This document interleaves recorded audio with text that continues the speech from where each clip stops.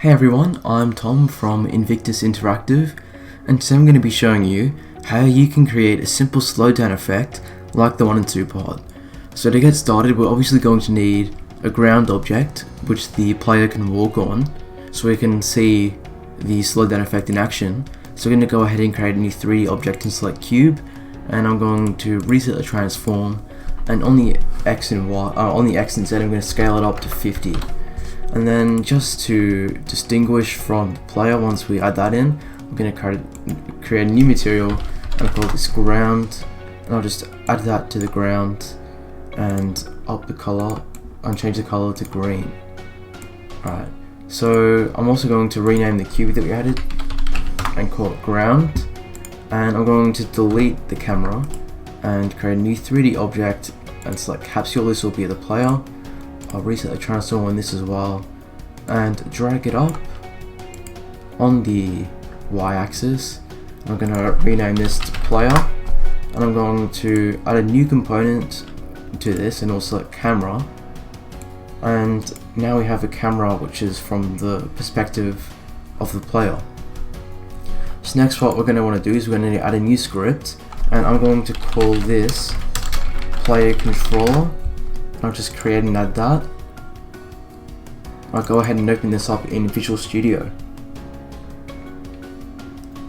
So we don't need the start method, so I'll delete that. And what we're going to do is we are going to, in the update method, we're going to declare some variables to get the movement started before we go ahead and add in the slow-mo effect. So we create a float, and I'm going to call this rot x, which is short for rotation x, for the rotation of the x-axis. And I'm going to get the input.getAxis, and this will be mouse x, and we'll do the same for the y. So I'll create another float, and I'll call this rot y, and this will be input.getAxis mouse y. Alright, so we're also going to need to reference the player camera, so we'll say public camera. I'm just going to call this cam, and as well with that, we're also going to need sensitivity for the rotation, so we'll call float sensitivity. I'm going to set that equal to 2f. Now we're also going to need a speed for the player movement, so we'll create float speed, and I'm going to set this to 5f. So because we're in the update method and we're declaring that here, we can't declare a public variable, so we'll get rid of that and I'll take away the error. What I'm actually going to do is I'm going to move this along with this, the speed variable. I'm going to put it up there, and I'll go back to setting this to public.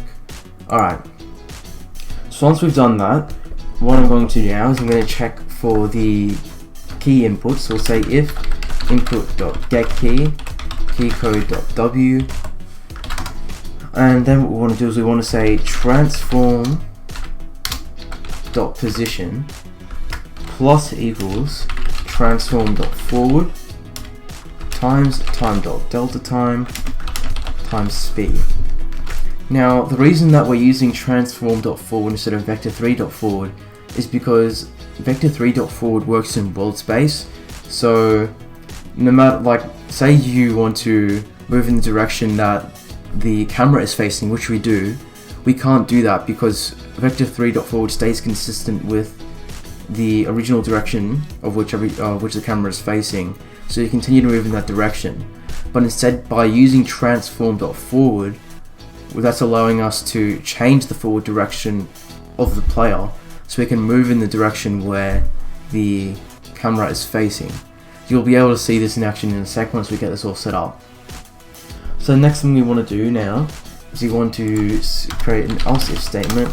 We'll say else if input.getKey, and then we'll say keycode.s, and then we'll open the brackets, and again in here we'll say transform.position plus equals, and here we're going to say negative transform.forward, and this is basically saying we're going to move backwards, the opposite of going forward. That's why we use the negative sign, because if I go back here, you'll see if I wrote transform.back, it doesn't exist.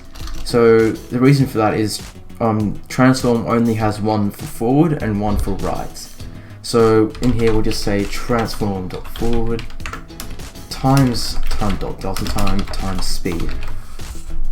And I'll go ahead and create another else if, and here I'll say input.getKey keycode.a, and here we're going to say transform.position plus equals negative transform.right times time.delta time times speed. And the last else if statement we'll need is else if input.getKey keycode.d, and then in here we'll say transform.position plus equals transform.right times time.delta time times speed. But now we'll also need to set the rotation for the camera. So what I'm going to do now is I'm going to say transform.rotate,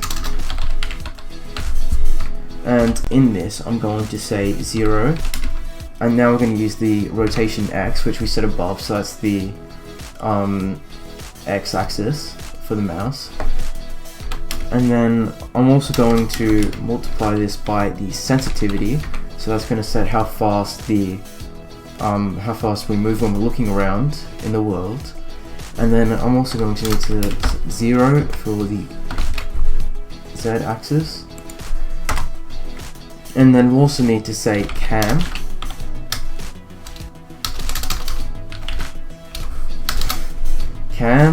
dot transform dot rotate, and then here we'll say negative rotation Y, and then we'll also multiply this by sensitivity, and then we'll set 0 and 0. So this is going to be the vertical look, like when we're looking up and down and how fast we can do that. And then the first one is the horizontal look, so how fast we look left to right. So now if we go into Unity and I add the camera, hang on, sorry, I added this to the camera by mistake, so I'm going to remove the component there, and I'm going to add this to the player, and now I'm going to add the camera. So now if we run Unity, you'll see I'm looking around and I'm moving forward, but now if I change my angle, I'm now rotating around. Whereas what I'll do, just to show the difference, if I change transform.forward for W, the W input, I'll write vector3.forward. Now if I go back here into Unity and now I run it, you'll notice that when I press down I'm going forward, but if I change direction I'm still moving the original direction. So that's why we're using transform.forward instead of vector3.forward. Alright, so now what we're going to do is now that we've got the movement down, this is where we're going to start declaring the variables and starting to write the code for the slowdown animation. So outside of the update method, what I'm going to do now is I'm going to create a bool, and I'm going to call this private bool is moving. And this is going to check if the player is moving, because what SUPERHOT does is if the player is moving, the game operates at normal time, whereas if the player is standing still, then the game is pretty much frozen. So we're going to set is moving to false to start off with, and I'm also going to need to have a private float, and this is going to be the slow game speed. This will be the speed at which the game operates when we're slowing down. So I'm going to set this to a value of 0.1f. You can lower this or up this depending on what you want to do. You might want to freeze time completely, and if you want to do that, then you're going to want to set the slow game speed just to 0. But I want to have it moving, but just at a very slow speed, so I'm going to set it to 0.1f. And I also need a private float, and this is going to be normal game speed. And normal game speed is just going to be set to 1f, because the way that the time.timescale works, which is what we're going to be using to slow down the time of the game, is it works on a range of 0 to 1. So 1 is going to be normal time, whereas 0 is completely stopped. So we're setting it back to 1 because we just want to have it at normal time now. So once you've done that, I'm going to go ahead and in each of the input checks where we check what key is down, so I'm going to write is moving is equal to true. And that's obviously because we're going to be moving when we press one of the keys down. So we want to have the time back to normal.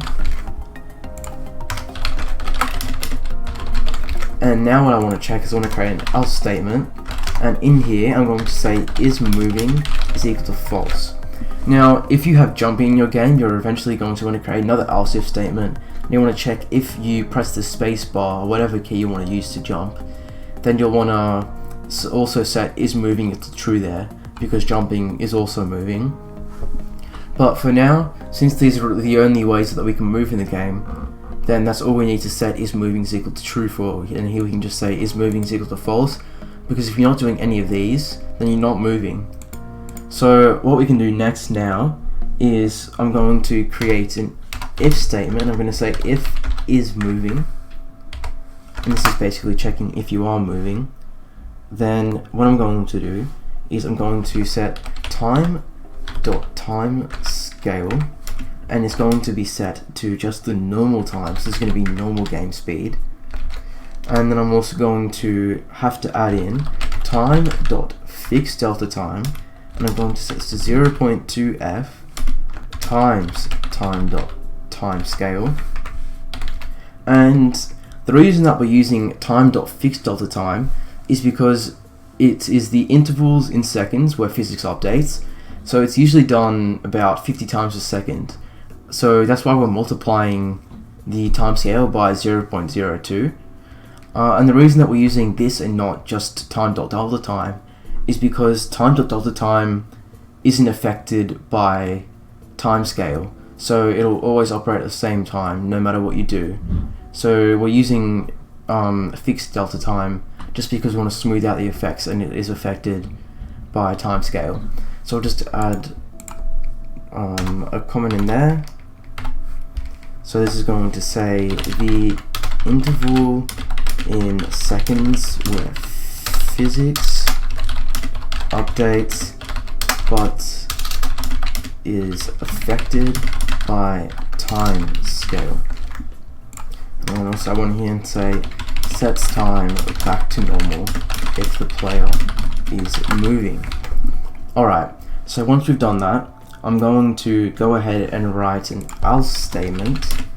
And I don't need to write an else if condition here because it just since a bool only has true or false, we're saying if this is true, else it's not true, because that's the only other option. So then we'll say time.timescale, and this will be equal to the slow game speed. And I'm also going to again set time.fixedDeltaTime, and I'm going to set it to the same one as above, 0.02f time.timescale. Alright, so now this is all done. That's all we need to do. If we were on it now, it would slow down, but we actually have no way of seeing it slow down because currently it's just us in the scene, and we're slowing down from we're not affected by the slowing down, so we can't actually perceive it. So we're going to need to create a 3D object, and I'm going to add in a cube. I'm going to reset the transform of this, and I'll move that up a bit and put it over there. And what I'm going to do is I'm going to add a rigid body to this, but I'm also going to add a component. I'm going to call this enemy control, and in here what we're going to want to do, I'll open that up, is I'll get rid of the start method, and I'll just create a variable. This is going to be public game object player, and here we're going to get the player game object, which is what we're going to move towards. So we'll say transform.position is equal to vector3.move towards, and we want to move from our current position, so that's going to be the transform with this object's dot position. Then we want to say player.transform.position, and we're going to want to move at time.delta, and let's just say we're going to move at 5f.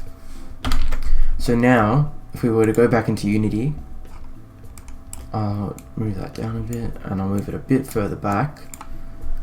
I'll add the player in here, And now if I were to run the game, you would see that when I'm moving, it's moving very slowly, but as soon as I was to move, it's moving a lot faster. And as you can see now, I'm stopping and it's slowing down again, but if I move back around, it's now going faster, but if I slow down, as you can see, it slows down again. So that's just a very simple way of how you can create a simple slowdown effect in Unity. If you enjoyed the video, make sure to leave a like and subscribe, and I'll see you all in the next tutorial.